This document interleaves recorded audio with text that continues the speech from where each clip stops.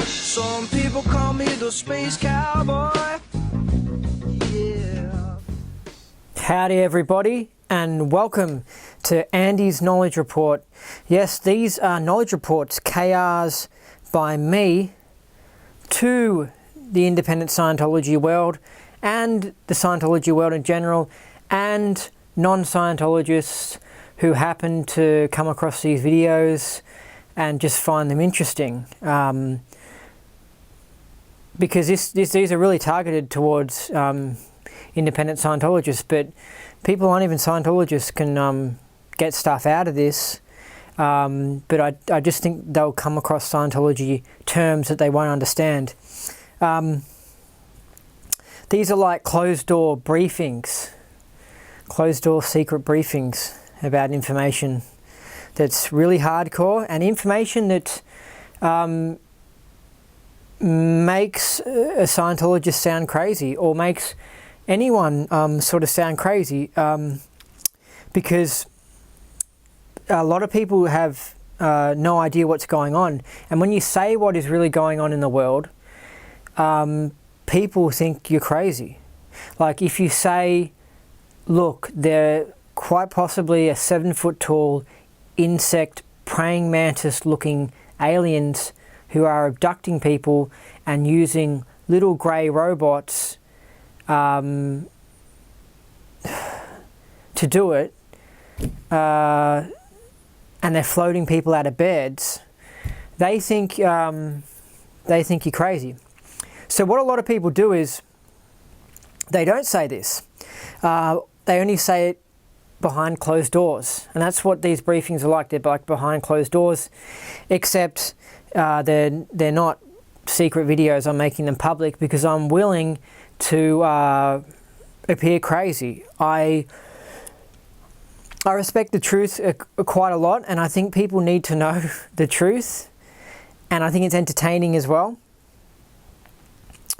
And maybe what I'm doing is wrong. Maybe I should really tone down what I say and not hit people with the hardcore truth, because it might put people off. But I consider Earth already a train wreck anyway. Like, things have gone pretty bad on this planet. They've been bad for a pretty long time. Who cares? You know what I mean? I'm just going to do what I want to do. Because it is an awkward decision to make, because it's like I'm sitting down here in these knowledge reports and with my posts on Facebook. By the way, you should follow me on Facebook. Just look up my name, Andy Nolch. I'm saying stuff that will put people off. All this out there stuff, because they just go, whoa, too crazy. For example, when people first get into Scientology, you know, you don't tell them information about the secret levels. You don't tell them out there information, because it'll put them off. You just tell them the simple little information that you get at the start of Scientology, because that's what they're ready for. And even that they can't handle. People can't handle the idea of an engram, and people remembering engrams for when they were in the womb. And I couldn't handle it when I first came in. I thought, I don't know if that's true, but it didn't make me want to just run away from Scientology. But some people who would hear about the prenatal engrams, the engrams that people are remembering of when they're being in the womb, some people, that does put them off Scientology, because they think that's wacky, that's unscientific. Psychologists said the brain forms at 1.5 years, and because the brain isn't formed, you can't have any memories, so Scientology is a bunch of bunk. It's bull crap. And it's like, dude, your science is a bunch of bunk. You know? So, you know, people are walking around full of so much false data that when you say stuff about the universe, like there used to be a planet called Moldek between Mars and Jupiter that got blown up and it turned into the asteroid belt. People are so full of bullshit And mainstream science is so wrong about things that when you say that Maldek exploding planet theory, they go, well, that guy's wrong. I was told this by mainstream science, so I know this guy's wrong. And it's just like, you don't know that you don't know anything. You don't know that you've been lied to, and you don't know that you've also been accidentally lied to. Like, a lot of these earth scientists are crap, and they don't mean to be crap. They're just not that good, and they don't have all the data, and they're not that genius, and they can't work out what's going on. But they open up their gob instead of saying, this is possible, this could be the case, we don't really know. They open up their gob and they say, this is a pretty good chance this is what happened. Yeah, we're pretty certain this. Yeah, it was evolution. Yeah, and it's just like, there's a lot of holes in this theory of evolution, you know?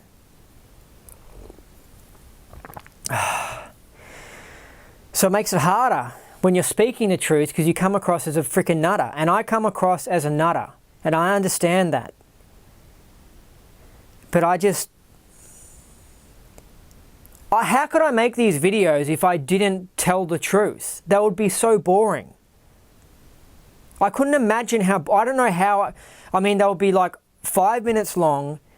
They wouldn't have all the hardcore, interesting, wild, out there stuff, real truth stuff. And I would have to tone it massively down. I don't know, maybe I feel like it would be dumbing down my audience or something.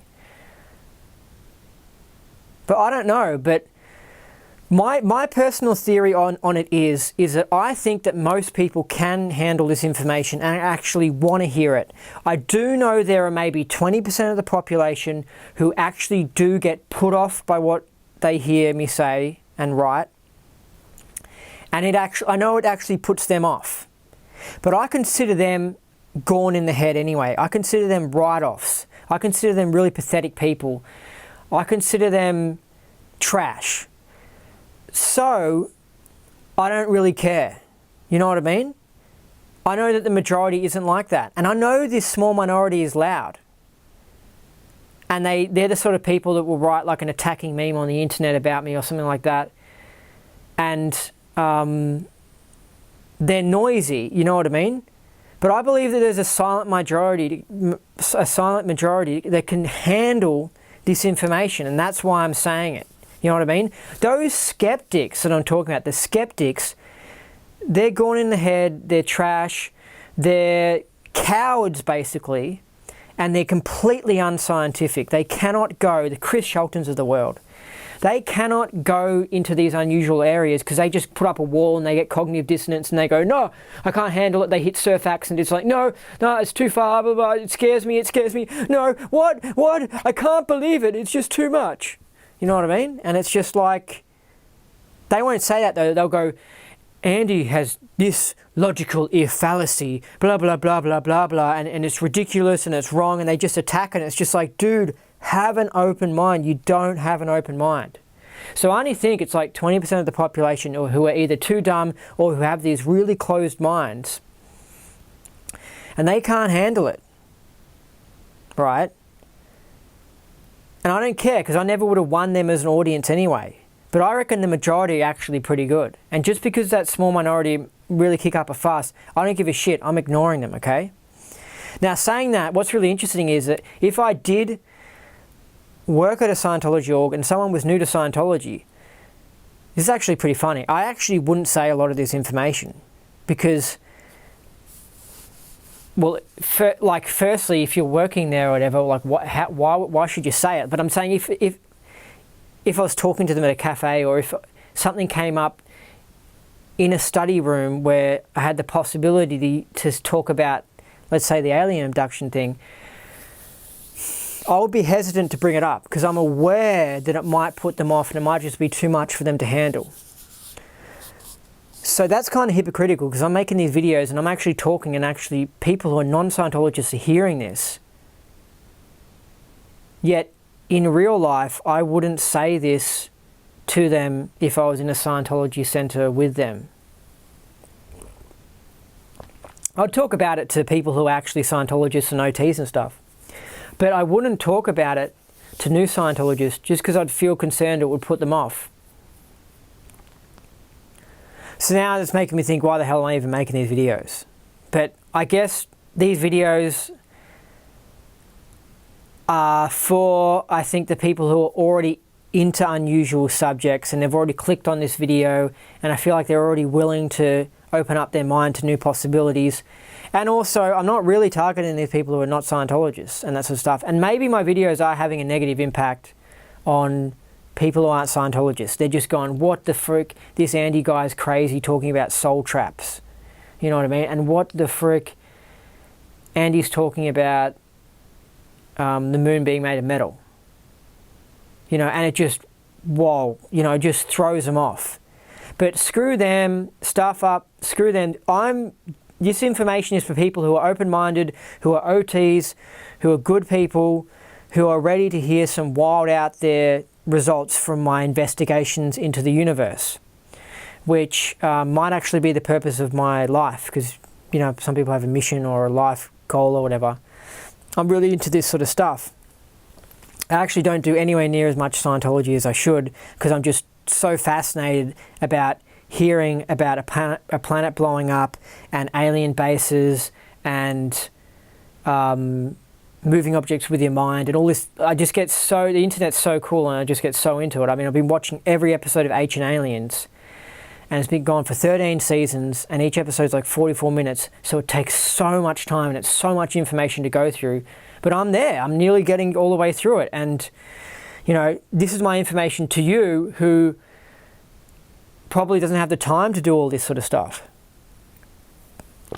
I have the time to do it, so I'm just going to let you know, here are my results from my investigations. And seriously, I'm freaking right. Okay? Now, that was a long introduction to this video. But anyway, I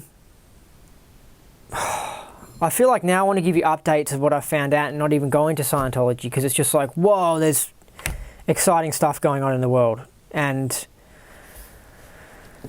I feel like I want to tell you, I'll quickly tell you, because I've been crapping on too much, I'll quickly tell you my recent findings before I get into it. This video is going to be part 2 of my briefing of the Captain Bill briefing. What does he call it? Captain Bill Debrief. The Captain Bill Debrief. This is my part 2 of the reading of it, and then I'm giving commentary during it.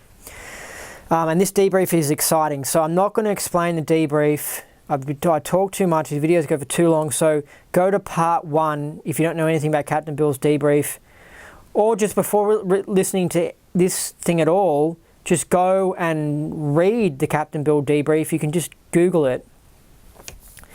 But just, I mean, it's basically just a story of a guy who was a top Scientologist who then left the church, and it's his epic experience in the church and with the government and the conspiracies and all that stuff.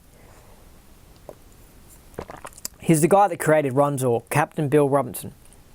Anyway, my latest discoveries. Okay, so the HARP machines, I don't know if you heard about the HARP machines. There's some sort of machine that puts energy into the sky that the government secretly developed or is making public, but anyway. It puts energy into the sky and it creates like a radar or some sort of force field or something, and I think it stops UFOs from flying around. It puts like a space fence around the Earth. I can't be bothered going into it, but it's basically not really a good thing. And it seems like the good aliens came in and blew it up, and the bad aliens who were developing it with our governments, because our governments have secretly cut deals with the aliens. They are these 7-foot-tall insect praying mantis beings. They're one of the types, and I think they're the ones that are hardcore into the mind control technology and stuff, and probably the implants and stuff. And they are really secretive. They've probably got a hive mind, I'm just assuming, because they're an insect, and their philosophy, like, they don't seem like they're a libertarian, you know, in their philosophy. I think they're much more on the Big Brother side of things. those beings were involved with the heart machine, and one of them was inside the heart machine, one of the heart machines, when they got blown up. This was probably 6 years ago or something. One of the heart machines got blown up by the good aliens, because the good aliens are tracking things and aware of the suppression going on Earth, and it's probably the Galactic Patrol or something. But they, they came in when the heart machines are getting tested or first enacted or whatever, and they came in and they blew it up with an insect being on the inside. So there are good forces out there that are looking after us on this prison planet. Now, the reason why the heart machines are so bad is because it's like a giant Wi-Fi. Now, I don't know if you've probably heard stuff about how Wi-Fi damages us and it's no good and stuff, and some people are actually allergic to it. Well, technically, we're all a little bit allergic to it, but some people are actually allergic to it, and naturopaths know about this.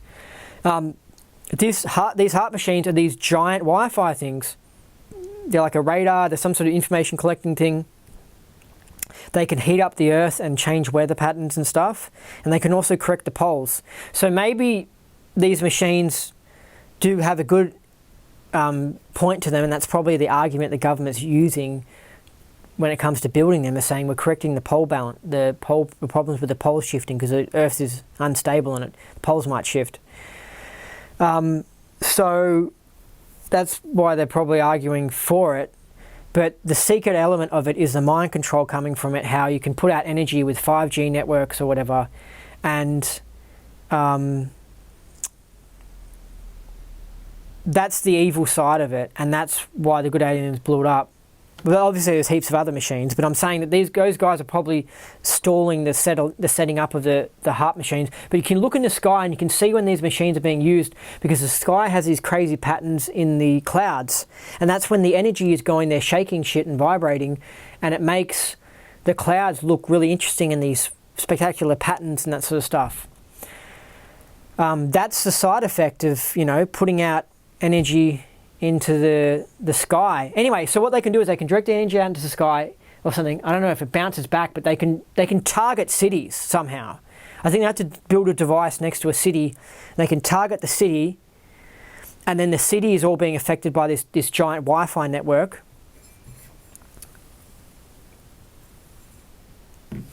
And it can key people in. It can it damages people's DNA, and it can sort of mind control people. I think it can put people in that panicky frame of mind, and basically not theta, not spiritual, and it's not for advancement. So that's why the good aliens know this tech. It's probably being used on other planets, and they came in and blew it up.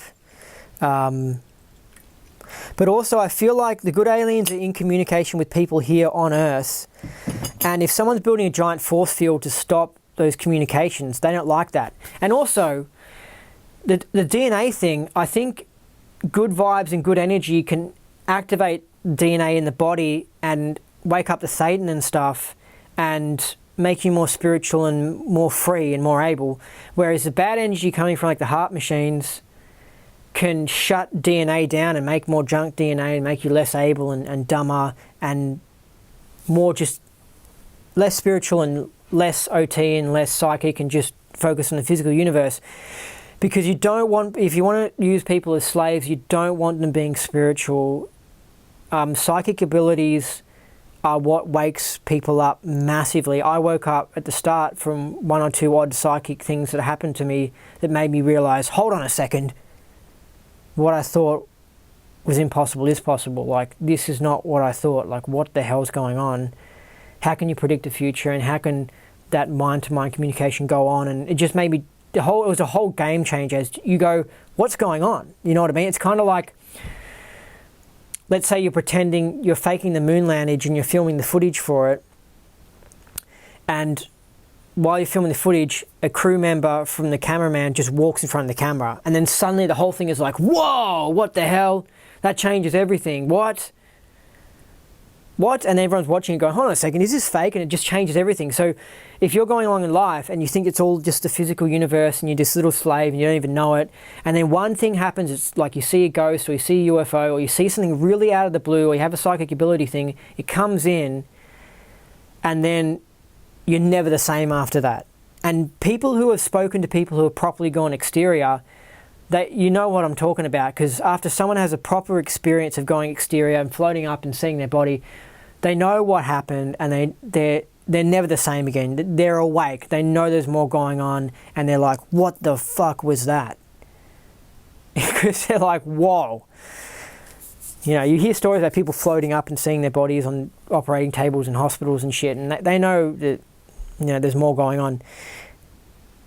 In fact, that might have happened to L. Ron Hubbard during World War II or something, and after that you can see he leaves fiction and he goes into the whole spiritual and he starts developing Scientology because he was just like, whoa! He was just, before that he was a young dude writing science fiction and he was just interested in philosophy and interested in, I guess, unusual stuff. But after he's apparently had some experience on an operating table and he saw his body, after that it was like, whoa, there's more going on, and he was completely changed after that because it woke him up. Anyway, so HAARP's no good. Resist it, and yeah, there's people helping us. Anyway, so I'll continue with this briefing. So this is part 2. So anyway, we helped the boss and were totally on purpose and just working 16, 17, 18 hours a day. Got the ships ready. His main things were to set up OT bases and do the researches into various plans for planetary control.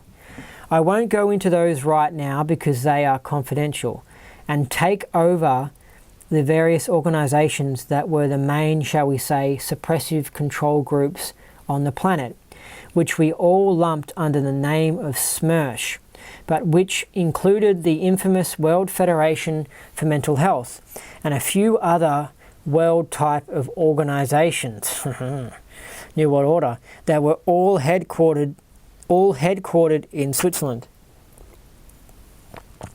And we did missions to find out more about those, who was in them, who the bad guys were, who the good guys were, all that kind of thing. Sorry, I was just thinking, do you notice how Switzerland doesn't get involved in any wars? And it's like, do you want to know why?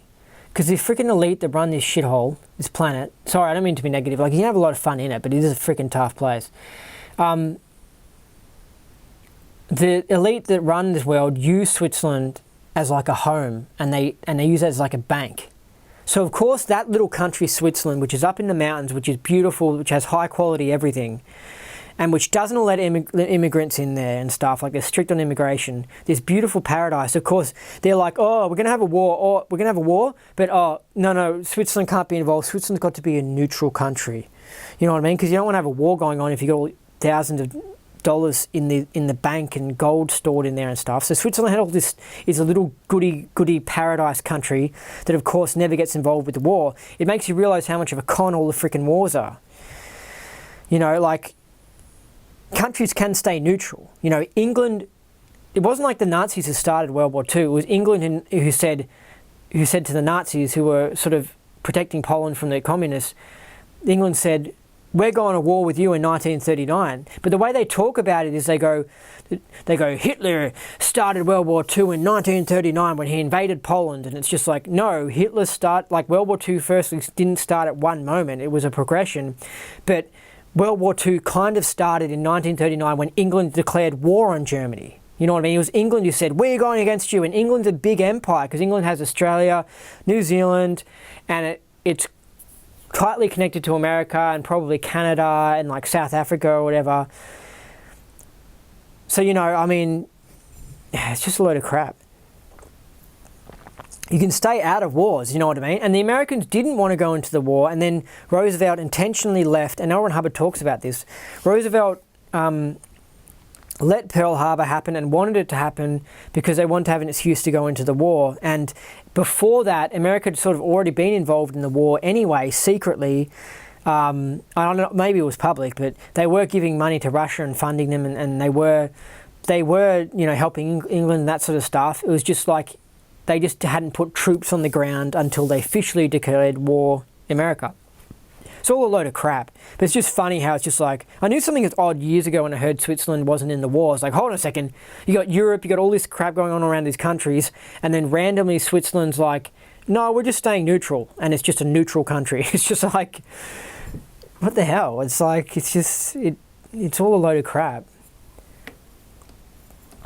The elite make a lot of money off wars. Anyway.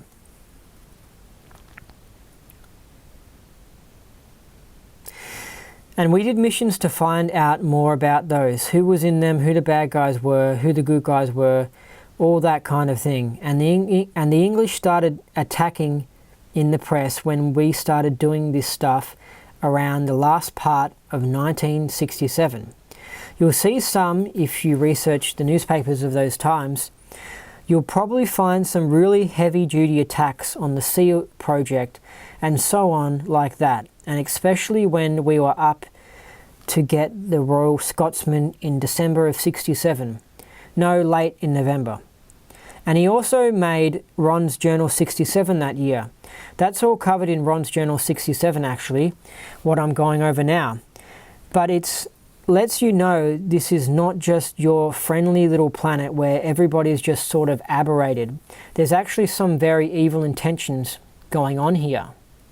Yeah, and I was just talking about those insect beings and shit setting up a machine so they can mind control everyone and fuck up people's DNA. It has the ability to affect your DNA. It like breaks it down and stuff and causes cancer and stuff. And it's just like, they create these illnesses and stuff. Anyway, it's all created. So now we go into 1968. 1968. That was a big year. Okay, sorry, I know I mentioned this in the previous one. I know the previous one halfway through got massively interrupted because of me becoming aware of the Mandela effect and how it had changed this document. And one thing I said is that I noticed this new version of this document is that there's words being repeated. And I was like, this didn't happen previous time. And then I read this sentence and I'm like, yeah, this has definitely been changed by the Mandela effect. Like, so now we go into 1968. 1968, that was a big year. Repeating 1968. And then in the previous sentence earlier, there were things where he would say, so the boss said he was happy. The boss said he was happy, so then we continued, and it was like, he just repeated himself, like little repeatings of himself that's been going on throughout this. I mean, this is definitely happening. The Mandela effect, I know it might not happen to other people, but I'm interested if other people who read this debrief years ago remember this, but I'm definitely recognizing that this has been changed by the Mandela effect. And I recognize heaps of other Mandela effects. I think almost everyone seems to be affected by it, but some people are affected by it more or less. But anyway, the Mandela effect is a whole other thing. It's amazing, but it's just like, I was pretty certain last time, but now I'm going to stamp it into concrete. This document has changed. It's not my bad memory, okay? I don't remember this document. Firstly, it was more punchy, it was faster. I didn't have stupid repetitions of 1968, 1968. That was a big, like, it's just like, why are you repeating yourself? Like, it's just, anyway. Every time I've noticed the Mandela effect, I noticed that the change doesn't improve on what was the previous version. Like, there's a new version of the Ford logo. The new version isn't better. There's a new line in a movie that's like a line in the movie that's changed. It hasn't changed to a better version. This document hasn't changed to a better version. This one's not as punchy and it has stupid repetitions. Anyway, I'm sure this is still an awesome story. I mean, I doubt that the story will massively change as a whole. I'm assuming it'll just be little sentence changes, hopefully.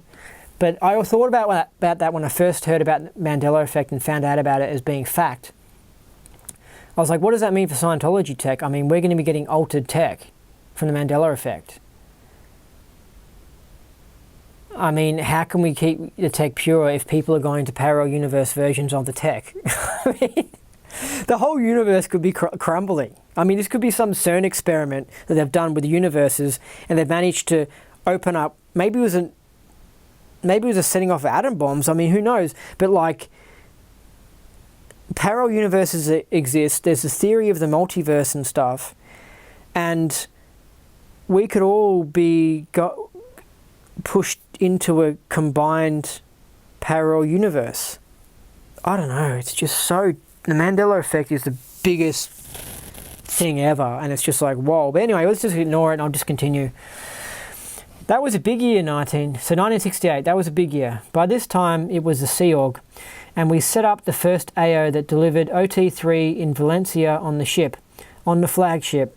Sorry, it wasn't the flagship yet. It was the Royal Scotsman at that time. The flagship was the Athena, or the old Avon River at the time.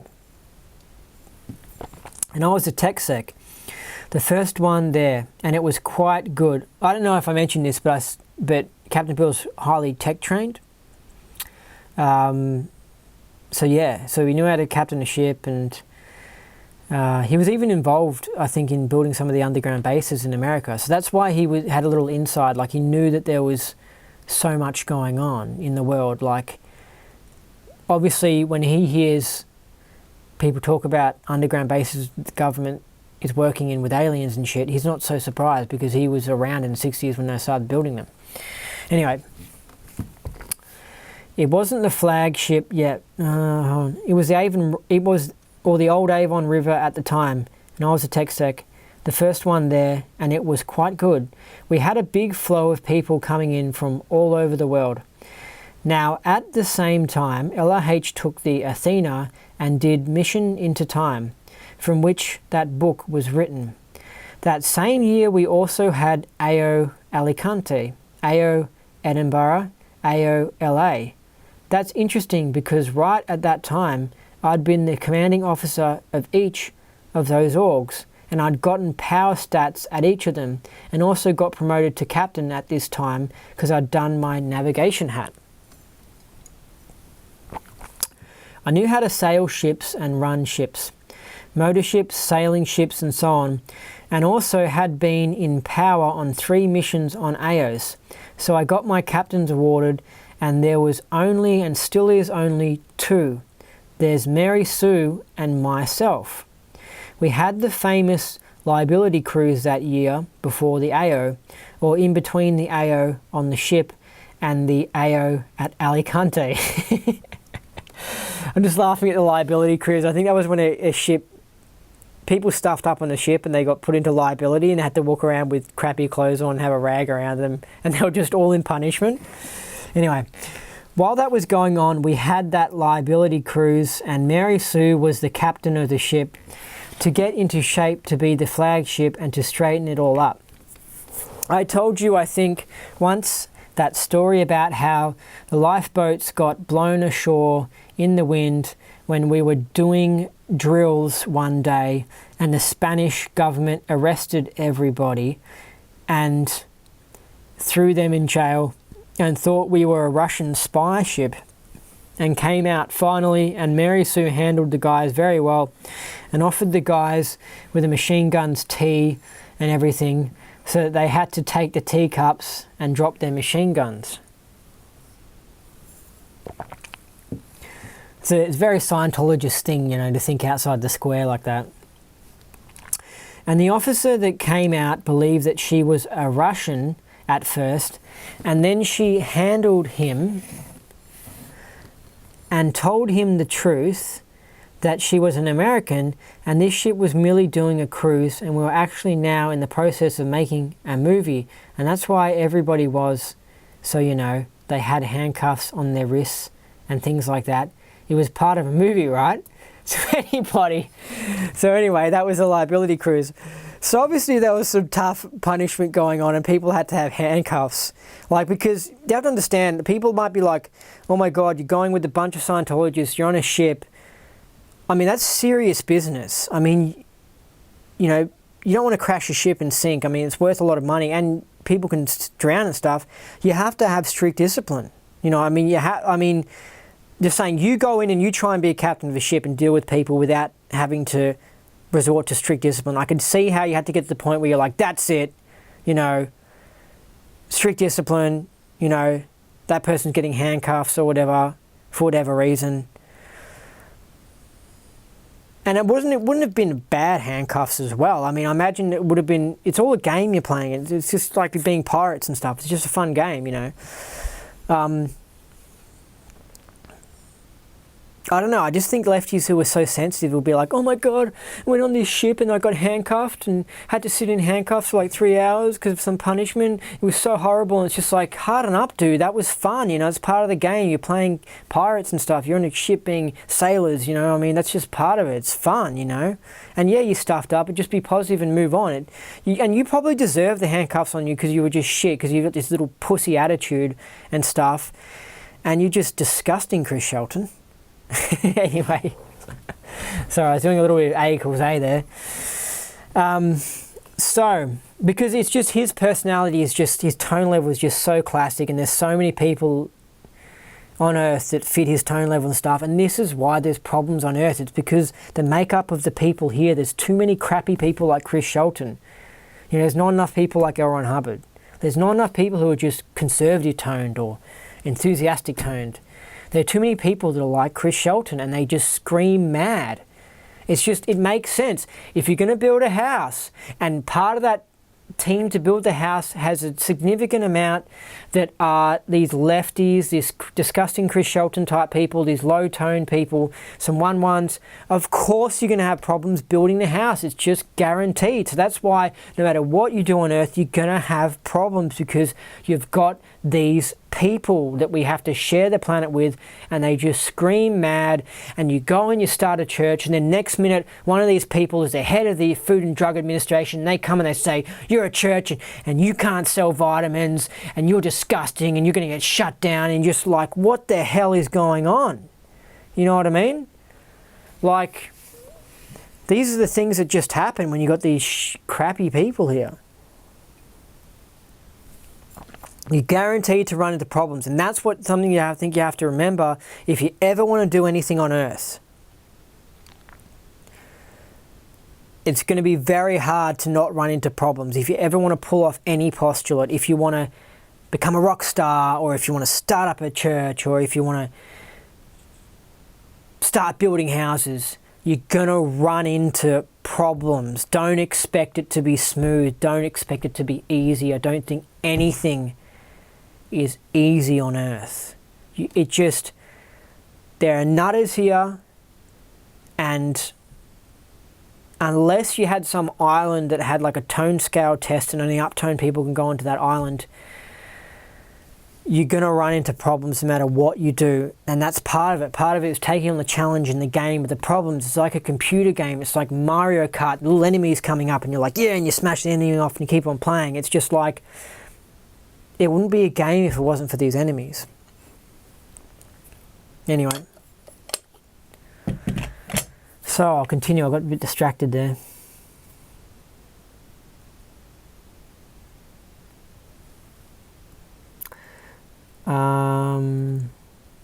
Well, we got the ship in shape and refitted in Alicante and got it up to Marseilles, and the boss christened it the flagship and came aboard again from the Athena. At that time, also that year, we did the pubs mission. I did that one myself to pubs in Edinburgh, and we found there that plants were put in by the World Federation of Mental Health, and that they were in the shipping department, which were misaddressing all the books being sent out and causing their stats to go down. I traced the guys back to the pharmacy shop where they were getting drugs, and to the owner who was in phone communication with a guy named Dr. Carstairs, who worked in the medical school of Edinburgh and was the president of the World Federation of Mental Health. Do you know I told you this new version I've noticed of this document has more names in it? I mentioned it more in the previous video. But yeah, I mean, I don't remember ever him mentioning the specific name Dr. Carstairs and how he's a medical school of Edinburgh. Like in the previous document, I remember him mentioning something like this, but it just didn't have this extra bit of detail. So actually I'm starting to think that this new version is actually better because it's more specific. But it's really interesting. If I do have the ability to go from one parallel universe to the other, and it might occur at moments while I'm doing TR0, like because you go into an altered state of consciousness, you go and you do TR0, and you go into like a theta state of mind, and it's possible I could vibrate into a parallel universe version of myself, because apparently there are parallel universe versions, tons of them, of ourselves.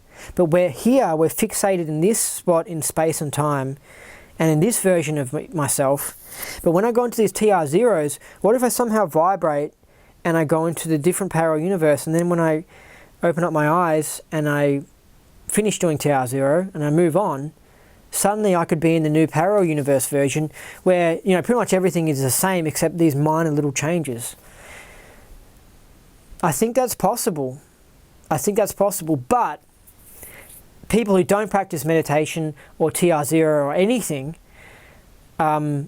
they're experiencing the Mandela effect as well. But I'd love to know if there's someone out there who experiences the Mandela effect to the extent that I do, yet doesn't practice anything spiritually, because that would be really interesting, because then I would know that, yeah, there's something else going on. Anyway, but it's kind of cool having this, because now I've got... Anyway, whatever. So these little investigations always ended up, wherever you had down stats and you had a lot of interbulation, which they did have at pubs at that time. That means publication centres, sort of. You can always trace it back, and it goes right into the arms of the enemy. Now, by the way, this is when it starts to get heated. It starts to get exciting and conspiratorial. It's like, oh, where's it going now? You know, people going into publications, missions, and they're actually working for the World Federation of Mental Health, and they're secretly sending books to the wrong people and trying to stuff up Scientology. This is where it gets exciting, and where people's sense of reality starts to break because they don't know about conspiracies and that sort of stuff, and they start going, oh, he's a bit nutty and he's making this stuff up. But seriously, he goes on to more about the people who were sent in to kill L. Ron Hubbard, but there were mind control assassins that were sent into Scientology to go and kill Hubbard.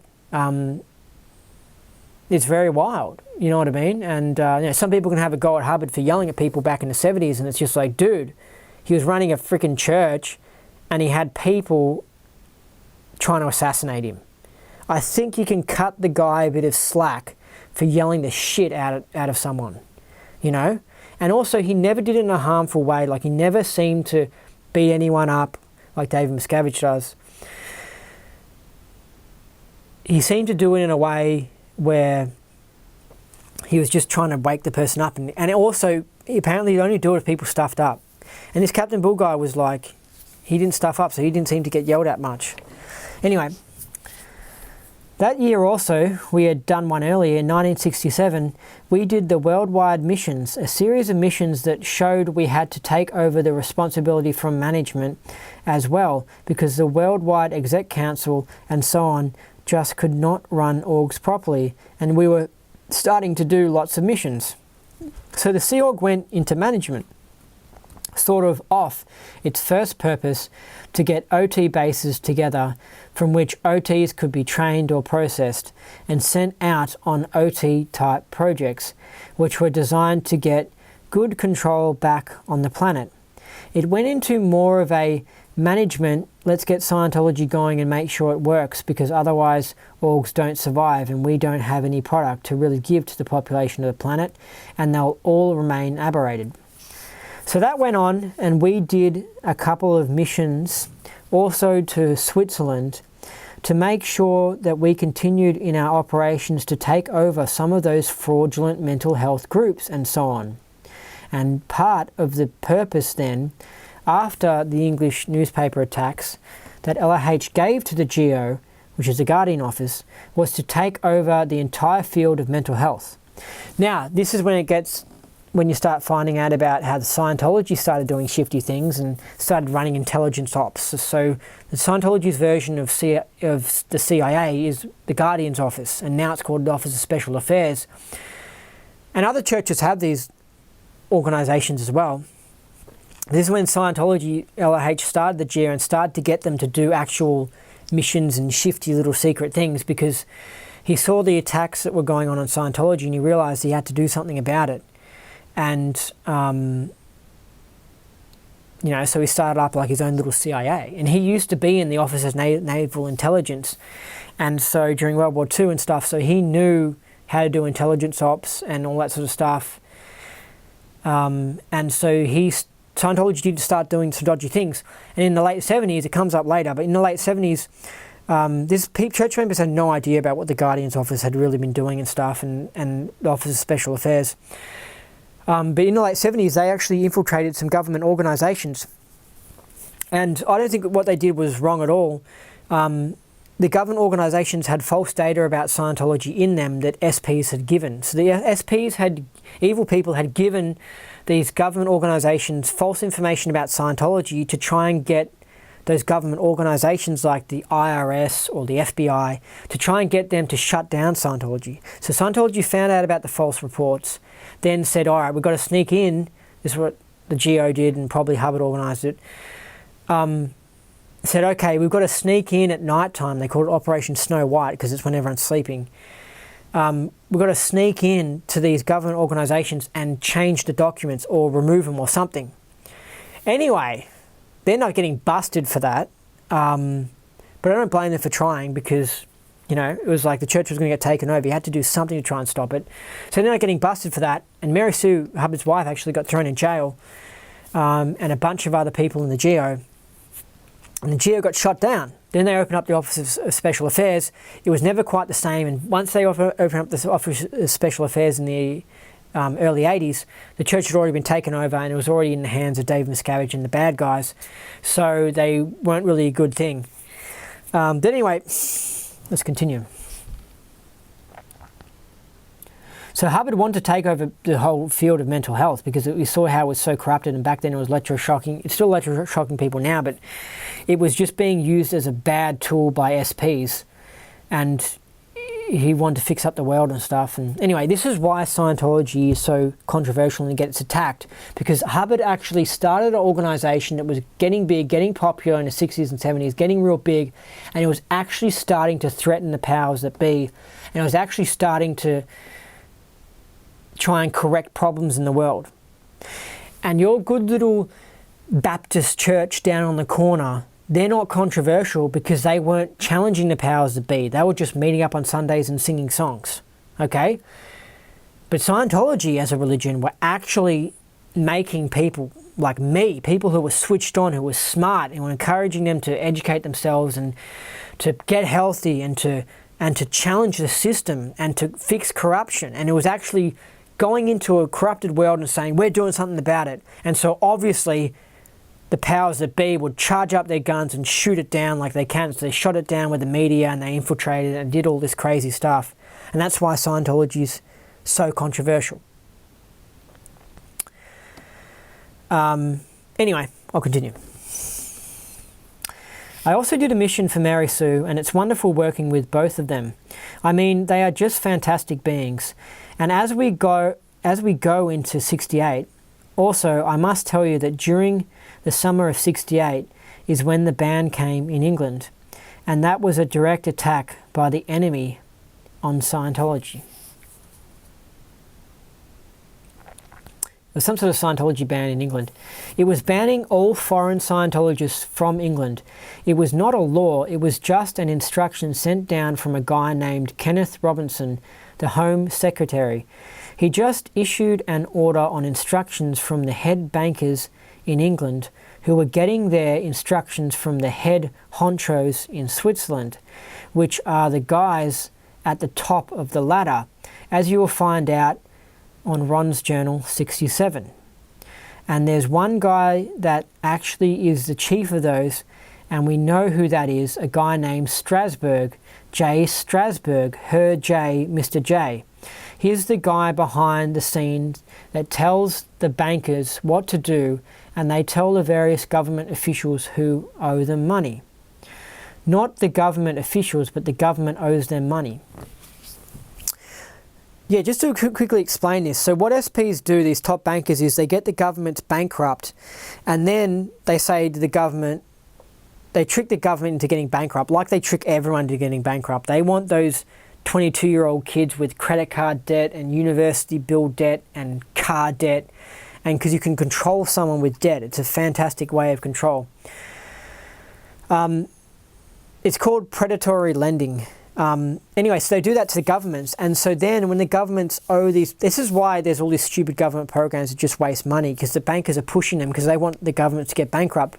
Why? Because the governments, they don't really have them anymore, but the governments actually used to have gold reserves, and they used to actually have wealth, and they used to have big parcels of land and resources and stuff like that. So obviously you want them to get bankrupt so that then you get those goodies. And you might go, well, the governments are taking the bankers' money, so the bankers are going to lose money because the governments go bankrupt and they don't pay it back. But then they get the assets, like they get, let's say they get some sort of deal where they get some oil reserve or something. And so you go, yeah, but the bankers lost their money to the government, so it's fair that then the government should then give it back by giving back some sort of oil reserve. And the bankers must be sad about them losing the money, so it's not that good a deal. But then you find out the truth of where money really comes from. And you find out the bankers actually print the money out of thin air. So the only real cost of that money is the actual ink and the paper, which was probably, each note's probably maybe 5 cents worth of ink and paper. So the actual only cost is nothing at all, and they literally print money out of thin air. I know you're not going to believe me on that, but if you really investigate money and you find out how does it work, you find out that these top bankers are literally creating monopoly money. Like, it's just paper money. They are just making it out of thin air, and they're giving it out to people, and then people are paying it back, let's say with a home loan, and they're paying back interest, and they get more back. And if the person doesn't pay it back, then they can repossess that property. Do you see how much of a great scam that is? So you're like, you've got paper money, and you make sure everyone uses this paper money, and then you give it to governments, and you don't care because you just print it, it's easy, and then you get that government into debt, and then you go, oh, government, you're going to have to give us your oil reserves now. Now you've got the oil reserves. So you turned your paper money into an oil reserve. Do you see what I mean? Like, as in, and I don't know why they don't just buy the oil money outright with their paper money, but maybe they can't flood the money with too much paper money or something. But it's a full-blown scam, and that's the actual truth about it. It's just a load of crap. That's how the actual banking works, and that's why they hate Bitcoin so much and why they're fighting Bitcoin, because Bitcoin is, again, it's nothing. Bitcoin is like some computer codes on a screen. It's nothing, but it's not in control of the bankers, and it has a finite amount. They can only ever make like 4 billion Bitcoins. So that changes everything. But because they can't just keep on making Bitcoin after Bitcoin after Bitcoin and do whatever they want with it. It's a finite thing. And the bankers aren't in control of it, and they hate that. So the bankers are trying to fight cryptocurrency and shit, and they don't like it because they want you using their monopoly money, and someone came along with Bitcoin and said, hey, use my monopoly money. Do you know what I mean? Use my monopoly money. And people started using it, and it was like, and I'm only printing this many monopoly monies. And it was really clever, and it was really good. Anyway, I'm going to say something else, because I'm just going out there and I'm saying really wild stuff and all this stuff. I want to mention why the Germans didn't like the Jews in World War II, just in case you don't know, because it's just a big thing that happened in World War II. And because there's a lot of Jewish people in the media and stuff, and a lot of the powers that be are Jewish. You don't get to hear the explanation as to why the Germans didn't like the Jewish people. And I want to explain that to you now because I think it's important information. Okay. The Jewish people have been kicked out of a lot of countries in Europe prior to World War II. And it's because of the way they treat money. And as a culture, on average, they are, and other countries from the Middle East and India and stuff, they have this attitude towards trading that's a bit hardcore. Like they drive a hard bargain. And I've noticed a bit with dealing sometimes in business with Jewish people. They're just a bit too hardcore and they're not quite friendly. And so they piss off the people in the countries that they go to, basically. So what I'm trying to say is that the Jews aren't totally perfect like these angel saints and they were just picked on by the Nazis. There was a reason why the Nazis got annoyed with them, you know what I mean? And it was because of this. They do have a bit of a culture of a bit of a money loving, and it pisses people off. With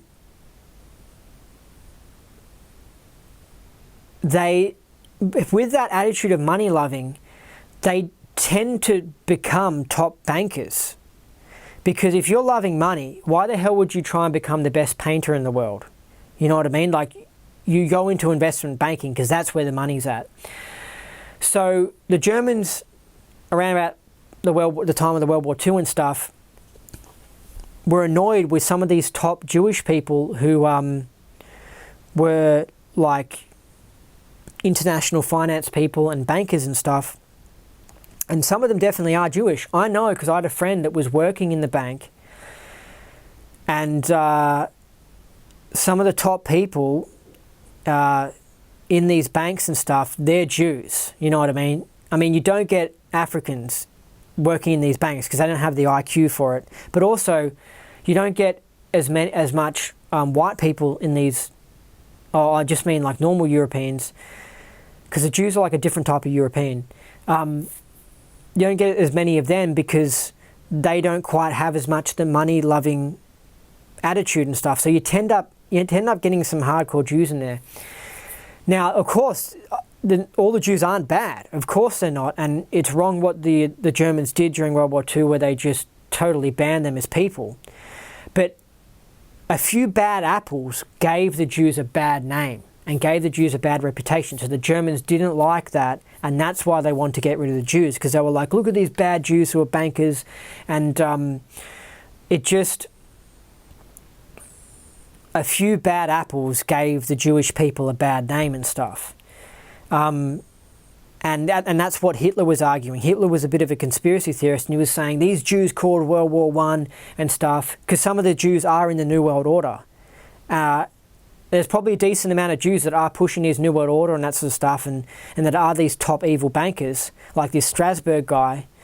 But that, of course, doesn't mean that all Jews are bad, okay? It's just that's why they got a bad reputation, and why the Germans all went behind Hitler and were like, yeah, let's kick out these Jews, they're stuffing up our countries, and they're getting us all bankrupt, and they're screwing things up and stuff like that. And things obviously went a bit wild, but that's the actual explanation why. And also because the Germans were totally against, and I'm totally against communism, and the Germans were against communism.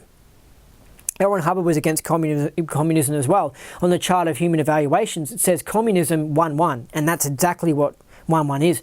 You go into parts of Melbourne where there are more 1-1s, and you get people who are voting for the communist and the socialist parties and all that crap. You get the lefties, basically. So communism is really evil and bad. And some of those top people who set up communism in Russia at the time, they were Jews. So you got some Jews who were bankers and some Jews who were communists. So the Germans and Hitler were just like, these Jews are freaking bad people. We're taking them out. They're kicking them out of Europe. When we're banning white people from interbreeding with these Jews because they're just producing these bad people and stuff. And even today, you've got Mark Zuckerberg, who's the head of Facebook. He's Jewish, and you know, this is what I'm saying. So you can understand why the Nazis came to be and why they chose Hitler and all this, why they hated the Jews. I just want to explain that because a lot of people are like so confused about World War II and they're just full of the propaganda that the Nazis were bad, and they don't understand. They're like, how can Hitler be so evil? And they're probably thinking, how can a whole country get into such a crazy war and get tricked by an SP and stuff? And so there's all this background information to it that you need to know to understand why it all happened. Now, when it comes to the Jewish people of today, everything's so multicultural and everyone's spread, and Europe actually, well, actually what the Germans did was actually pretty good, because it forced immigration, it forced the Jews to spread out, and it forced all peoples to spread out, and it started a multicultural thing that we have going on today. And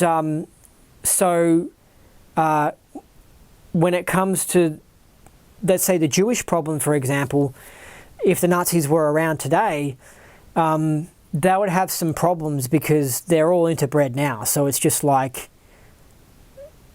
you know, it's just not really a threat anymore. And so there probably are some top evil people and top bankers today that, you know, are evil Jews, but you know, like, there's nothing you can really do about it. Like, that they're all interbred and stuff anyway. Like, there's all these half castes everywhere and stuff. And I mean, I remember maybe 8 years ago, I went to like a 21st birthday or something for a Jewish person, and I was like, oh, this is interesting, because I went to the part of town where there's Jewish people in and stuff, because I'm not from that part of town. And there was a bunch of like hot girls and stuff, and hot blonde girls, and I was expecting to see the stereotype Jewish with the more darker hair and the bigger nose. No, I know it's offensive, but it's just true, okay? They tend to look like that. Anyway, but I saw a lot of more hot blonde girls, and I was like, these look like Aryans, you know, this looks like, you know, it's because they came here from Poland and Czech Republic and probably Germany and Russia or whatever during this crazy time, or in the 50s actually, and they interbred. And I know that my grandpa's sister, my grandfather's from Czech Republic, and she married, I think, a Jewish guy from Czech Republic, and she was sort of like blondish hair and stuff. So she had a bunch of half castes as well. So now they're just all half castes, and anyway, it's just different. Just thought I'd bring it up. Wow, I got off topic there, but anyway, I'll read this paragraph again. But you got, for example, you got George Soros, and he's Jewish, and he's this top evil dude. So that's why, and some of these Nazis who don't like, these neo-Nazis who don't like the Jews, say stuff. They're like, the owner of Facebook is Jewish, and you got George Soros who's Jewish, and that's why they conclude, you know, blah, blah, blah. See how I'm different to lefties? How I actually look at both sides of the argument and I go, okay, I understand that side and I understand that side. But what the lefties do is they say, those Nazis are bad, and they don't listen to any other point of view besides their own. And they just don't investigate anything. And it's just stupid. Anyway, it was banning all foreign Scientologists from England. It was not a law.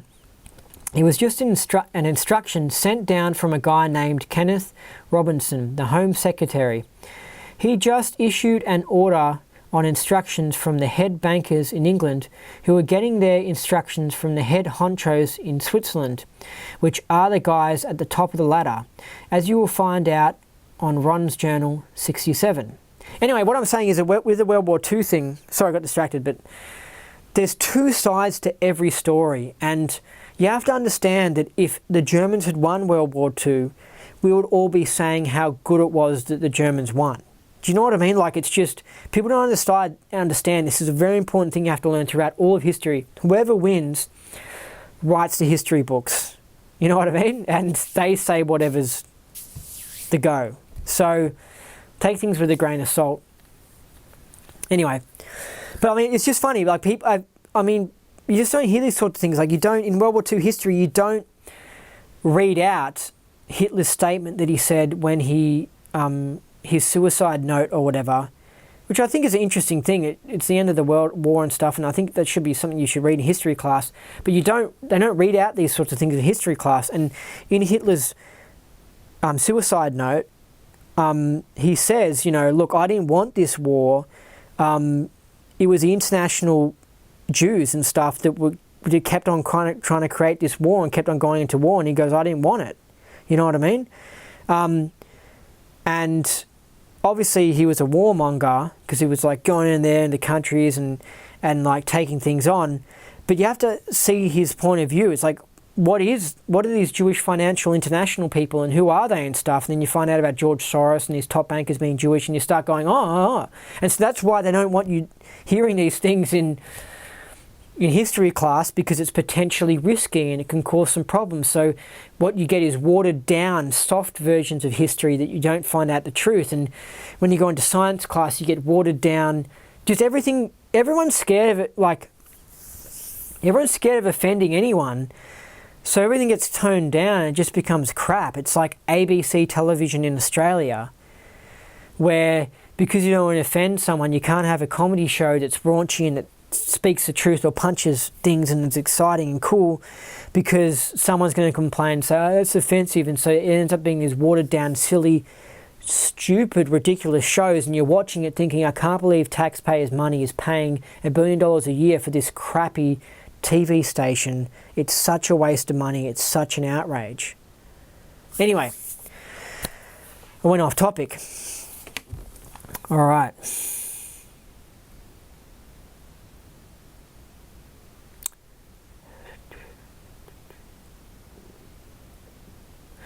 And there's one guy that actually is the chief of those, and we know who that is, a guy named Strasberg.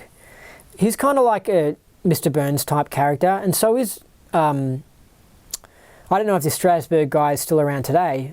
Spiritually, I assume he is, but I don't know if body-wise if he's around. But yeah, George Soros and this Strasberg guy are like Mr. Burns types characters, you know, and on The Simpsons, I mean, that character is based on a real-life dude. And in The Simpsons, an episode of The Simpsons where Mr. Burns tries to cover the whole town with a big shade, so then he can charge, I can't remember The Simpsons episode, but then he can charge the town members tax for using the lighting or something. And so he creates a problem. He's real powerful and rich, and he's this Mr. Burns guy, owns this big corporation. He creates a big problem, and then he uses it to enslave everyone and get money from everyone. And that's how SPs work, and that's how they think.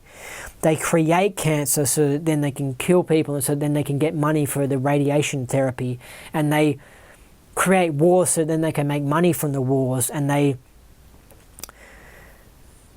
mean, if they could tax oxygen, they would. You know, that's what I'm trying to say. They, like, for example, they stopped the invention of free energy so then they can make sure that, you know, you have to pay oil to use your car all the time. So it's just how they think, and they're just very domineering and power hungry and evil. And Mr. Burns is based on a real life people. Anyway.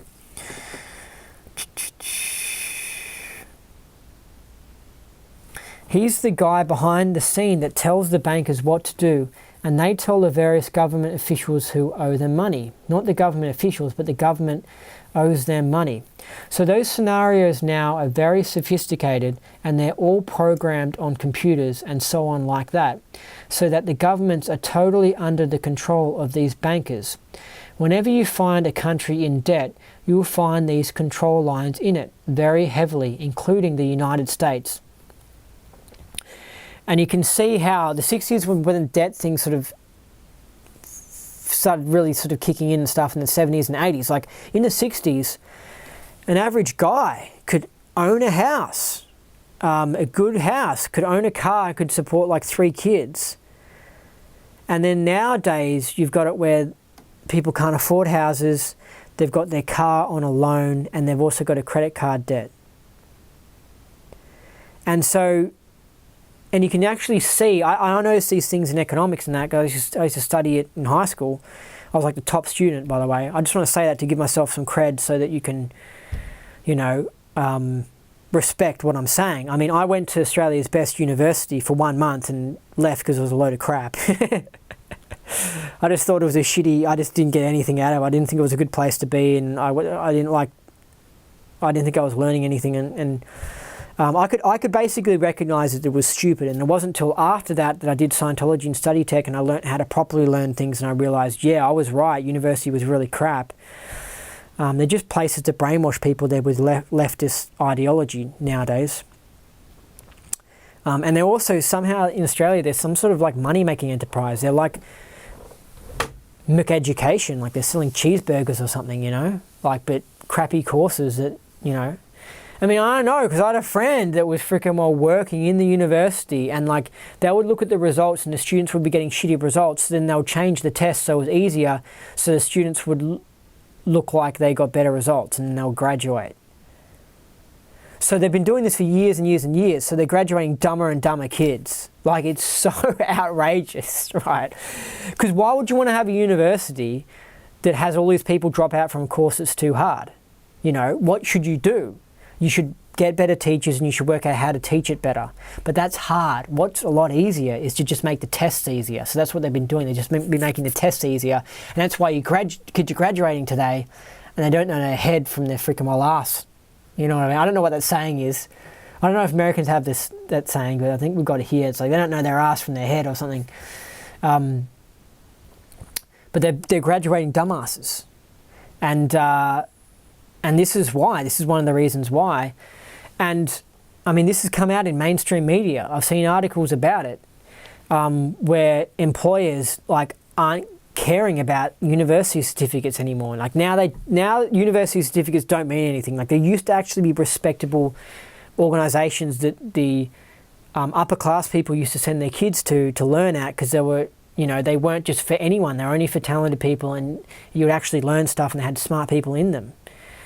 Like 100 years ago, and now they've just become more and more corrupted, and now they're just like anyone can get in, and they've lowered the standards and made the test crappier, and they're graduating people who don't even know about whatever they've done. The people have just gone along and managed to trick people and con people by memorizing things the day before that they've passed the test when they haven't even really, they don't know anything about it.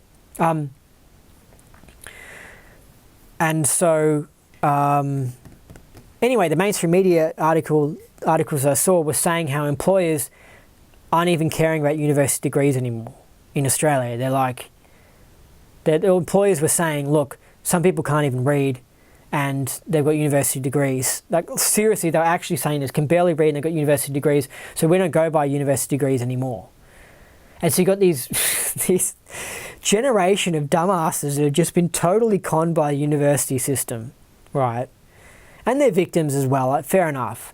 But I knew, you know what I mean? I knew. I went there for a month in like 2008. Went to university for a month. It was Melbourne University, Australia's best uni. And it's not anywhere near as good as like Oxford and shit, you know what I mean? But it's, you know, it's still Australia's best, you know.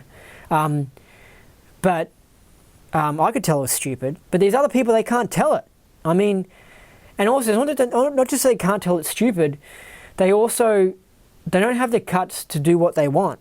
I mean, I had to have guts to do that sort of shit. And then to say to my parents, you know, I'm doing Scientology instead of the mainstream normal thing to do. I mean, you have to cop shit for that. I mean, my dad was not happy. But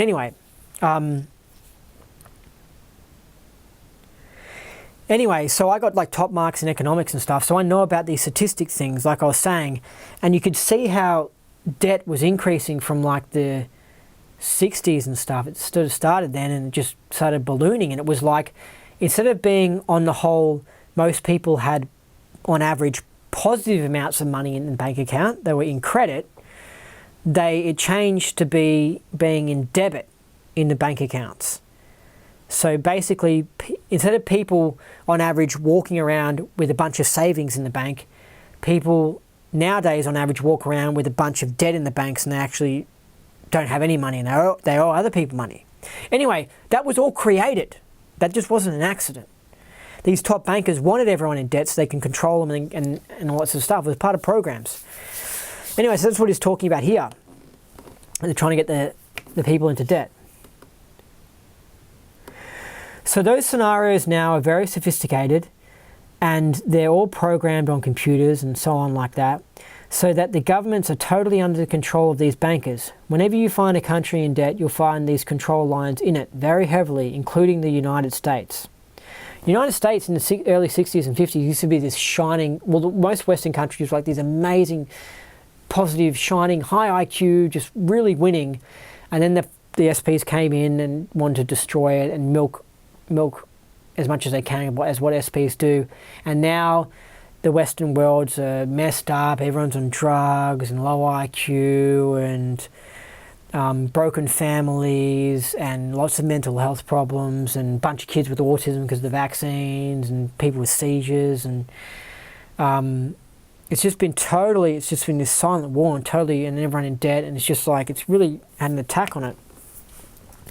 I would really avoid any form of debt.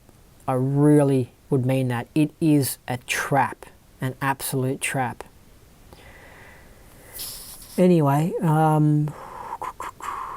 especially the United States, the politicians under control, the newspapers under control, the medical services, the psychiatric services, the military, all under control, not by their own elected representatives, but by these bankers. These are these top bankers, these New World Order people.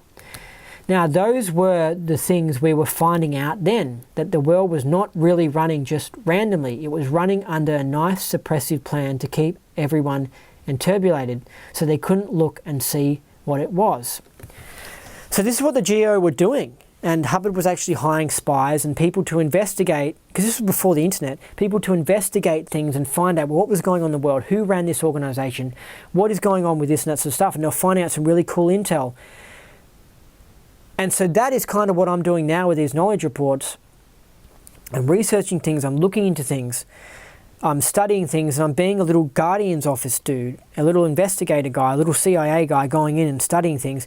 And a CIA guy, former CIA guy, I think his name's Robert Steele, I mean, he said, he's on the CEO in the CIA now, but he said a lot of this research he was talking about, a lot of it you can do it now on the internet, because the internet's freaking incredible now. Now you can be in like a CIA office and just, you know, it's like being in a CIA office like what it was in the 60s, but now it's like all this is so much intel on the computer, you can just sit there and be your own little amateur intelligence officer. Basically, in the 60s, it was hard to be an amateur, just hobby intelligence officer, but now it's way easier. You can do it at home, and you can find out hardcore stuff about the world and what's really going on just by sitting at home, punching out information on the internet and looking up things, because the information's just all there, and it's so good, the internet. It's the best invention ever.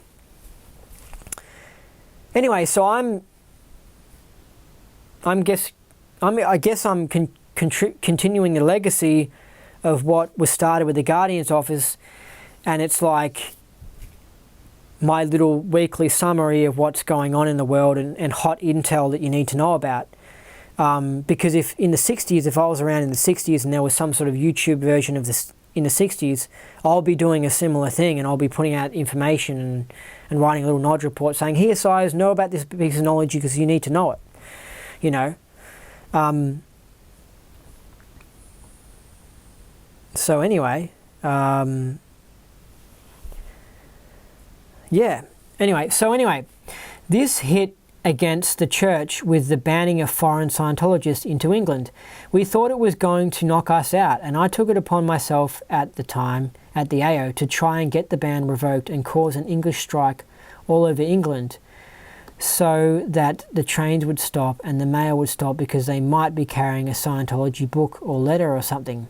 You know, just make it ridiculous until everybody stopped doing what they were doing and noticed that the church was being attacked, or religion was being attacked by some arsehole named Kenneth Robinson. Okay, it sounds like here that what Captain Bill was doing was he was doing an agent provocateur, which is when the CIA and the intelligence agents do it, and the officers of special affairs do it. It's when you pretend to be a part of the enemy and you make the enemy do extreme, excessive, ridiculous things, and then you can stop the enemy.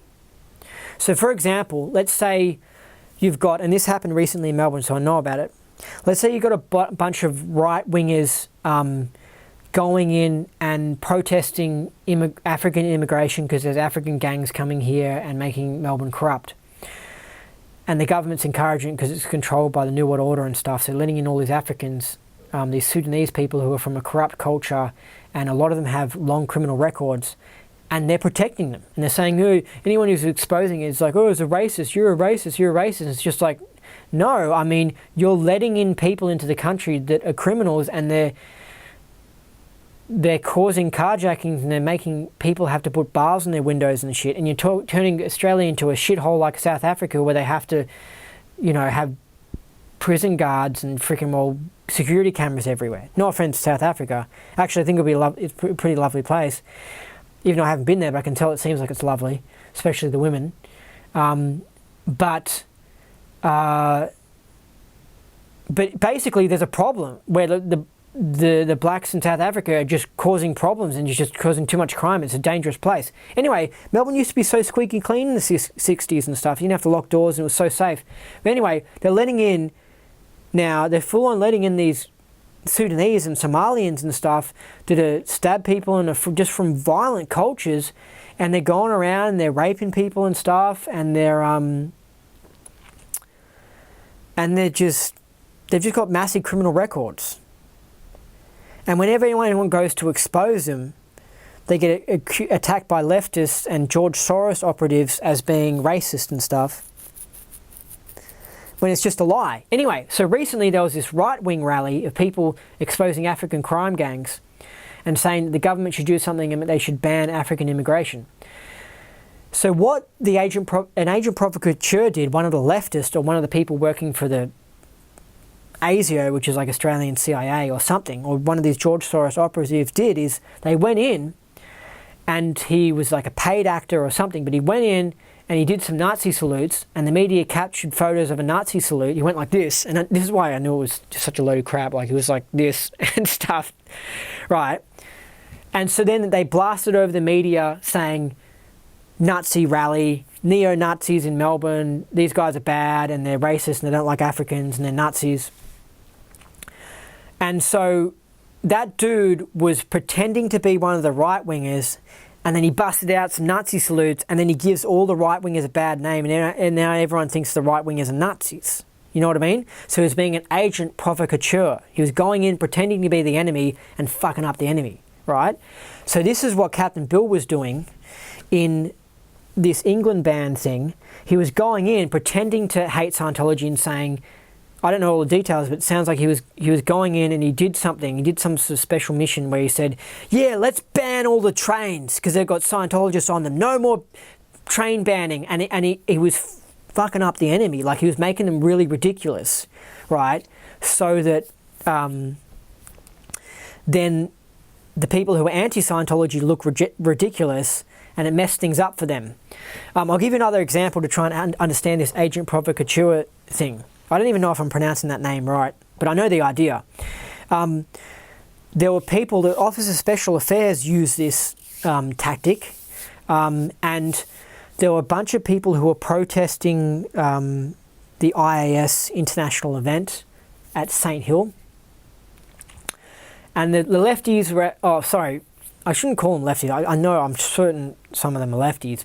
They probably are.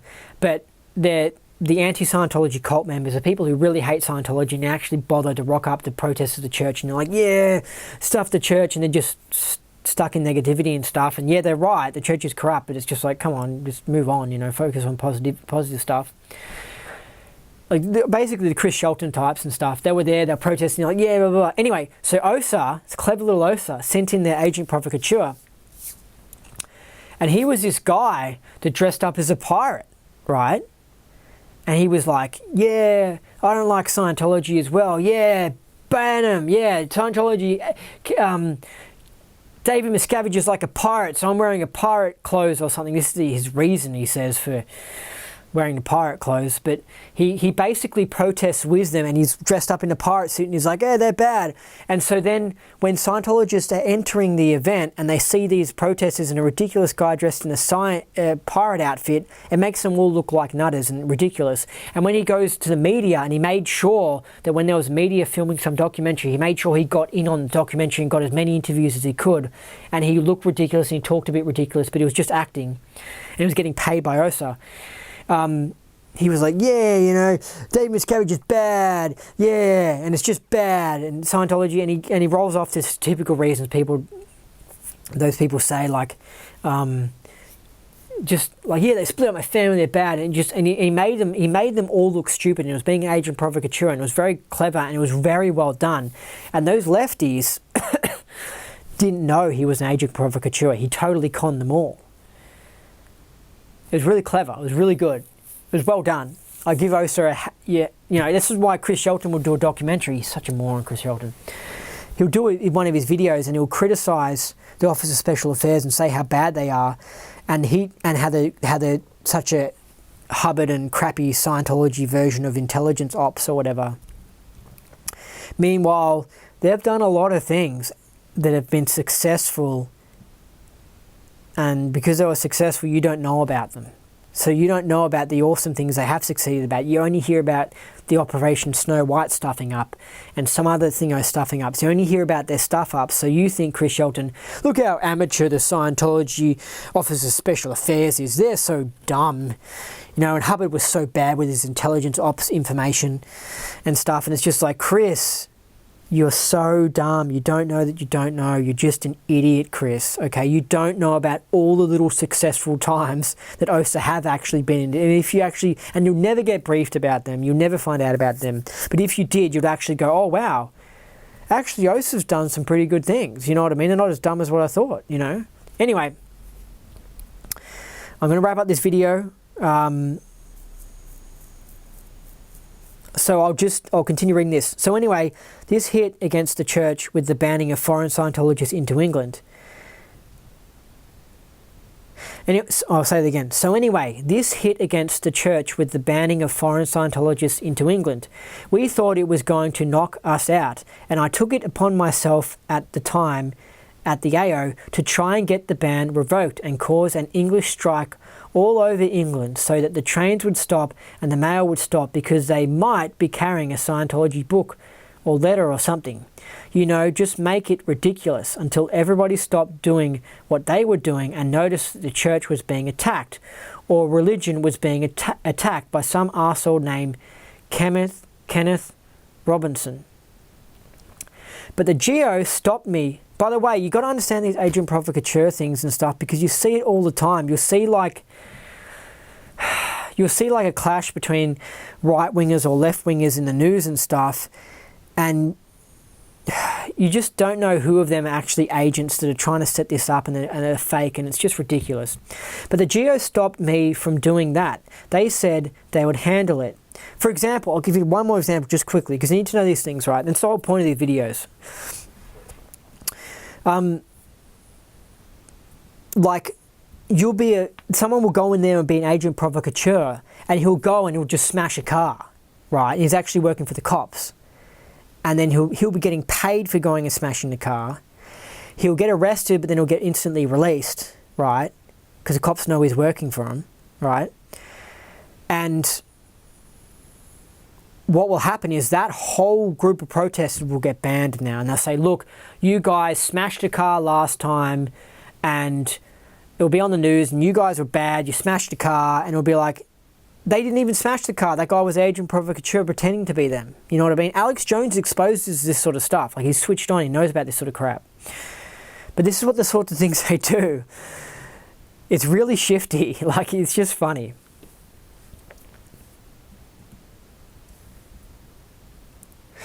But the GO stopped me from doing that. They said they would handle it. I did an ethics trip for that.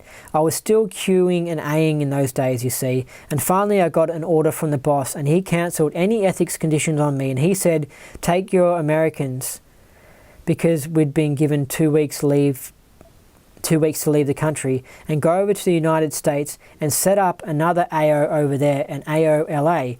And at the same time, he was sending out another mission to set up one in Europe, in Copenhagen. So it seems like at this time, some members in the church who didn't understand agent provocateur didn't like what Captain Bill was doing, and L. Ron Hubbard then came in and said, no, because L. Ron Hubbard knows this sort of stuff and understands it, and said, no, Captain Bill's all good. You shouldn't get in trouble for what he did. Okay, so I'm about to finish the page now. At that time, I think the ship was in Greece, being that they were going to also set one up in Greece. But then there was an American embassy to the British embassy to the Greek embassy report, which said that we were some kind of drug addicts and we were drug smugglers and all that shit. And a lot of bad PR happened, and the ship had to leave Greece. Naval vessels in the Greek ports were being told, don't associate with Scientologists.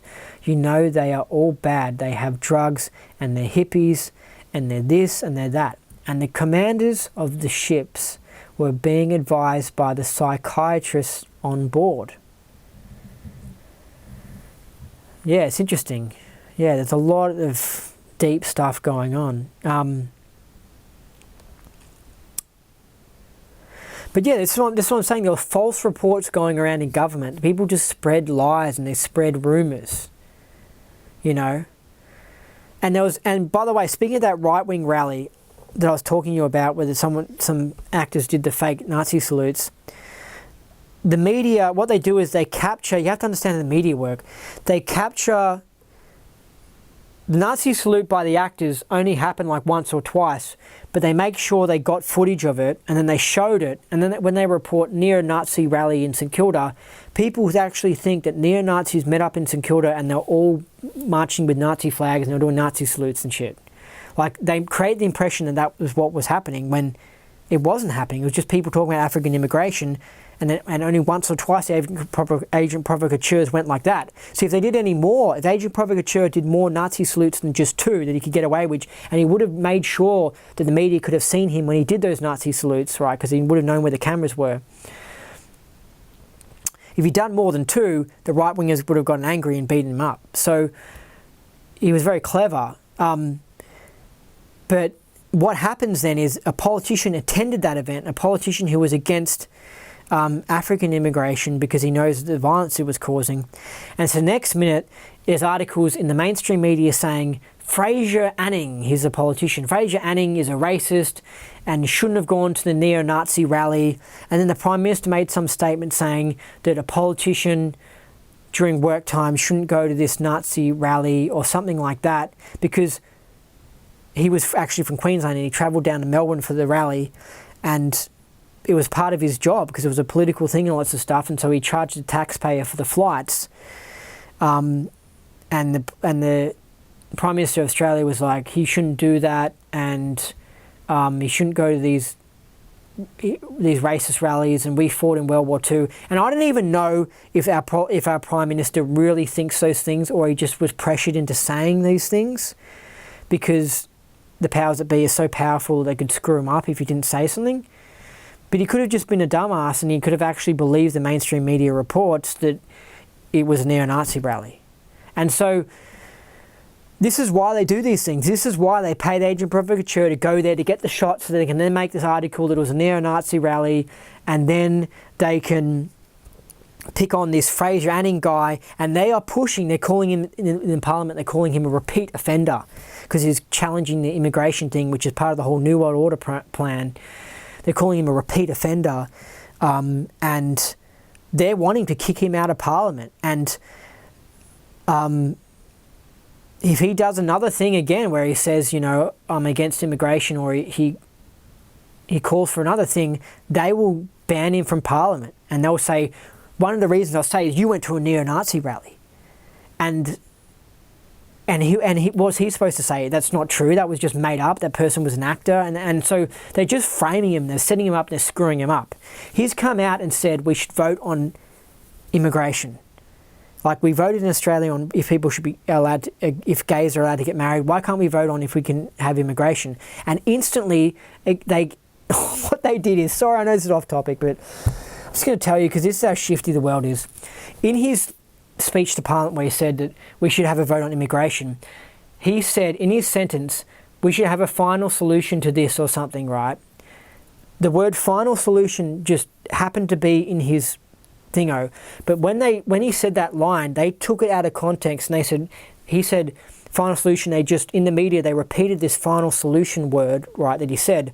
And they said that he was calling for a final solution like what Hitler was calling for with the Jews.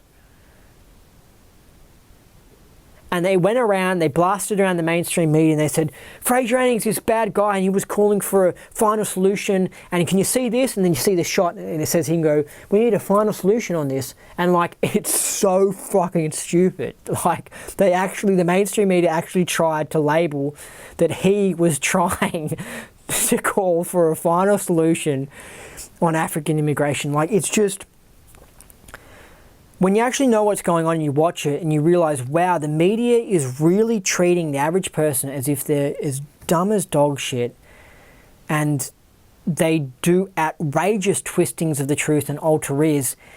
And, you know, you ask someone who actually went to this lecture thing where he said this line, and they were like, yeah, no, he's totally reasonable, he's a good guy, he's a good right-winger, and he was just, they completely took what out. They did a massive character assassination. I know, because my uncle was there or something, and he was just like, it was ridiculous, this thing that they did, and they just totally took it out of context. And then at the football game on the weekend, they got two Muslim guys, right? Actually, no, I think he said we need to decide on on Muslim immigration, because the Muslims are causing problems in this country, and he said that, you know, we need to make a decision and vote on should we allow more Muslims into the country, which is a totally reasonable suggestion, right? Anyway, at the football game on the weekend, the AFL, which is controlled by these powers that be in George Soros, which is like, you know, Australia's version of American football, you know what I mean? Like, it's Aussie rules football, right? It's different. It's actually really entertaining. There were some Muslim players on the team, and they came together before the game, and they tossed the coin, which is like a traditional thing. But usually it's the captains that do it, but they got the two Muslim guys to stand in solidarity. And the AFL organised it, because AFL now is hijacked by these leftists and these globalists, and the AFL now is brainwashing people. So they have games where they have like a gay game. I'm not kidding, I'm not making this shit up. They have a gay game, right? Where the players wear stripy colours on their tops, and it's a pride game. They call it the pride game, and it's a game to, you know, help people come out of the closet and stuff. And they had gender neutral. I mean, I don't know if you got this stuff going on in America, right? But I mean, you guys must be like, whoa, right? I mean, when I heard, I was like, what the fuck is going on? Like, I can't stop these videos, because see, I think there's so much amazing shit to tell you. So at these games, they have these pride games, and they're basically games that are saying it's okay to be gay, right? And they're getting the footballers to wear colourful tops, so it's promoting homosexuality. It's making people into homos, right? Because it's one of these globalist plans to make people into homos, right? I think it's part of the depopulation program. They don't want people being men and women and making babies. They want homos, because they don't make babies, and it reduces the population. Anyway, so you can't believe they increase these things little by little. They first have a game that's for breast cancer, to support victims of breast cancer. Then they introduce a gay pride game that's like okay to be gay, and then they call it like the Pride Cup or whatever. And then the next year they have the same teams come together and they have the gay game, and they have it where the players are wearing colourful football jumpers, you know what I mean? And you can actually see the colour, the rainbow stripes. Then the next year they up it each, and everyone just goes, oh, okay. And then people just become accustomed to it, and they're just like, oh, that's that normal game that's promoting gay. Like, they don't know it's really promoting gays, but they just go, oh, that's just a normal game about pride. And they know that if they increase things bit by bit, people can handle it, right? Anyway, last year they just went to an epic level where they actually announced on the screens at the football game, right? I mean, this is wild, right? Imagine if they did this in a Texas football game, right? Just imagine, right? Anyway, in Australia, they did this, right? They announced on the screens that people are welcome to use whatever toilet they would like, you know, whatever bathroom they were like. They made gender-neutral bathrooms, and they were like, for today's game, we're celebrating diversity and gay pride, and people are allowed to use whatever toilet they feel is suiting for their gender or whatever. I mean, whoa. I mean, they've taken it to the tranny level now. Now they're having tranny, I mean, they haven't called it that yet, but they're basically having tranny pride games. And that's the level that they're pushing it to. And they're gonna bring out soon. I mean, I couldn't believe the toilet thing, and they actually showed that, and they were, I mean, this is part of their program. It's not just turning people gay because they don't make babies. It's actually confusing the people's gender, because if you confuse the person's gender, they're more likely to become gay and not make babies. You know what I mean? They don't want someone who is born in a male body actually being attracted to women, or born in a female body and actually being attracted to men. they want you to be attracted to the opposite sex, and they also want you to they want you to think that if you're a guy, you're a girl, because then you'll get confused and you'll end up having sex with a girl and not making any babies. Wait. Anyway, they're confusing the whole dynamic, the whole second dynamic. And they would have looked into it and they would have realized, you know, it's not enough just to say it's okay to be gay. Like, we have to actually confuse the shit out of these sheep, these earthlings, and actually make them think they're the other gender, because they would have looked at studies and they would have realized, yeah, there's these some people who are trannies, and these tranny people tend to be homosexual. So if we can get people thinking that they're trannies, then we'll have higher rates of homosexuality. So it's just all a part of just stopping male and females making babies, basically. And they actually did it. And so they're going to be bringing out footy games that are called tranny pride games. It wouldn't surprise me. And it wouldn't surprise me next year if they bring out a game that's called like the Muslim Cup or something like that. And when we're celebrating Muslim culture in the AFL, and they'll say, look how good it is, we're assimilating in Australia and we're making the Australian sport accommodating to Muslims, and look how good the Muslims are doing in Australian sport. We've got 1 or 2 football stars that are Muslim and they're playing great, and isn't this a great thing, and it's all nice, and you don't realise it's part of the whole immigration thing. And it's just like, whoa, there's so much going on. Anyway, I've gone so much over time. There's just so much data to tell you. Anyway, I'm going to continue next week with part 3. We are barely there because I've just been going on and on and on, and I imagine that you're probably excited about this document now that I've said some cool stuff about the bankers in this document and that. So again, you can just go on the internet and read it yourself, because next week I'll probably only read another 2 more pages, and then for you to get the whole story, you know, it's going to take ages. Just read it now yourself. But anyway, listen to my thingers, because I think I'll give you extra information. You know, people don't know about this sort of stuff. They don't know that staff members at one of these corporate organisations are getting pulled into the human resources department and asked to do tests to make sure they're not being discrimination. So instead of just going to a bank and working, right, part of your working is that you're receiving these tests to make sure that you're not discriminating against other people. So you're being brainwashed in leftist propaganda, globalist propaganda, while you're working for one of these major corporations. So it's not just the schools that have got leftist propaganda and globalist propaganda in it, like the sex ed and teaching people to be gay, and the tranny information saying that, like, there's not 2 genders, there's actually a spectrum of genders, which is a complete lie. And other ones that are like, what are the other ones?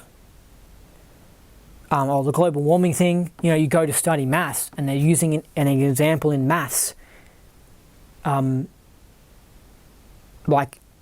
do you know how they in maths use examples to do questions, and they talk about apples and bananas and Sally's farm? Well, they're using global warming examples in there. So they're just really, and they're obviously teaching it in science classes. So they're really pumping this propaganda, and it's in all throughout the school system and shit. And you'll see the covers of the school textbooks, and it'll have like a Muslim guy and a white guy, and well, actually now they're not having any white people, they're just having Muslim and like an Asian and a black kid, and it's just like, yeah, maths textbook, year 10 maths, yeah. And it's just like, they've specifically chosen people of those races and those to be on the cover of that maths book to promote immigration. Like, it's just like, they're doing it everywhere. You can see it on government billboards, like on Australia Post billboards, you know, the Post billboards, Post Service. And like, they'll make an ad, and they'll specifically choose foreigners to be in that ad because they don't want any white people in there, because they're trying to promote, you know, the whole thingo. Anyway, so what they're doing is they've been in the education system for a long time, brainwashing the kiddies, and especially the universities. But now they're really branching out into the corporations. And this is why they don't like mum and pop stores, by the way, and sort of religion stuff, because they're harder to get in control of.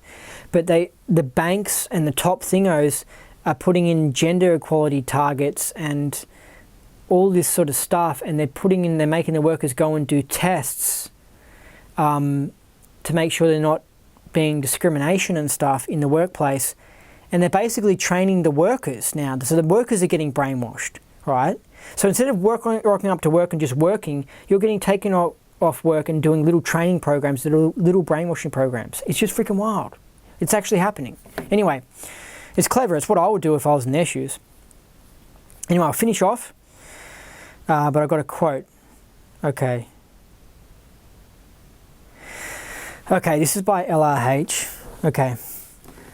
Attempting to handle a skyscraper on the basis of the misconception that it is a pile of straw, or giving no more effort to handling it than it were a pile of straw, will of course result in failures. The ability to confront and the ability to create both require the ability to think in large enough terms to be effective and to have something worthwhile. If you think big enough, you will handle big enough. Wow, yeah, it's all about the way you think. You think big, you can achieve big. You know what I mean? It's gold. It's kind of a deep quote, that one. All right. That's it for this KR. Thanks for listening. I've been your host, Andy Nolch, the Space Cowboy. You have been listening to Andy's Knowledge Report. I'll get some more podcasts coming soon. I've just been on my summer break, and that's why I've been studying all this stuff, because I get to dig into a bunch of stuff, like watching all these Ancient Alien episodes and finding out about the planet blowing up and possibly that the moon's made of metal, and there's just so much going on. There's so much data, and I've been processing it and trying to find out the truth, and one question leads to another and leads to another thing. You go on what I call a concept chain. So with study tech, you go on word chains, right? But when you're investigating things, you go on concept chains. So you look up one thing, and then in order to find out if the moon's made of metal, for example, because there's this idea that's made of metal, it's not natural, basically. It came here like only 5,000 years ago or something. To investigate that, you then have to investigate something on Saturn, then you have to investigate the moon of Mars, and you have to investigate this, and then you have to investigate, and it leads you on these massive concept changes. And so to find out the answer to one thing, you go on for ages, and it takes years to tie things together and work out what's going on. But it's just, you go on word chains and you go on concept chains, and it's just like whoa, and then next minute you find out about this, and next minute you find out about that, and then finally get an answer to that, and it's just like everything is sort of connected. And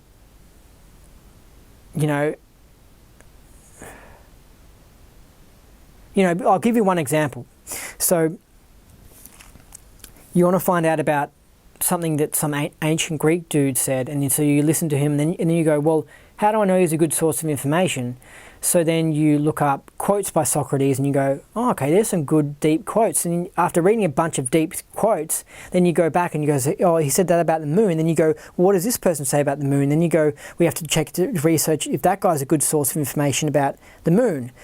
And then you go, oh, okay, and he's talking about, so he gave out some information about the moon of Saturn. Well, let's find out if that was good information, if he was correct about the moon of Saturn. And then next minute you're studying about the moon of Saturn, and you go on these concept chains, and it's just like, whoa. But in the end, you end up piling it all together. And that's why you get excited, because you're like, oh, I found out what's going on. And I don't know if I can't even remember now. I've been talking so much in this video, but I don't know if I told you at the start of the video exactly what I've found out about it recently. But it was stuff about the moon, it was stuff about Mars, and stuff about the planet blowing up, and a planet blowing up, and it was big data that I've finally come together and came to conclusions on. It's really exciting. It's really awesome. Anyway, thanks for listening. And remember, what you thought was impossible is possible.